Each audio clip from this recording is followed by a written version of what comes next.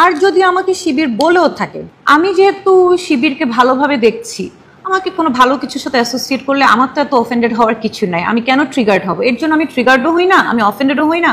তোমাদের যদি বলার থাকে শিবির আমাকে বলো, কি আসে গেল। হ্যাঁ, শিবির যদি হয়েও থাকে আমি তো খারাপ কিছু করছি না, অ্যান্ড শিবিরও সোফার কোনো খারাপ কিছু করে নাই যেটার সাথে আমি অ্যাফিলিয়েটেড হলে আমার মনে করেন একটু খারাপ লাগতে পারে। ট্যাগ যেহেতু দিয়েছে, যে ট্যাগ দিয়েছে তার চিন্তার জায়গা থেকে দিয়েছে। আমি আমার চিন্তা বলেন, কাজ বলেন, সব কিছু জায়গা থেকে আমি জানি আমি নিউট্রাল থাকার চেষ্টা করি, আমি আনবায়াস থাকার চেষ্টা করি।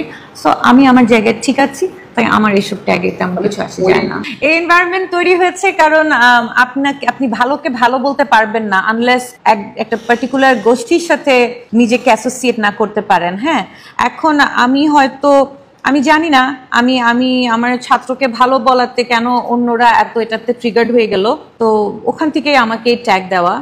তো এখানে আমি তো ভালো, আমার তো এটা সৎসাহস আছে যে আমি ভালোকে ভালো বলবো, খারাপকে খারাপ বলবো।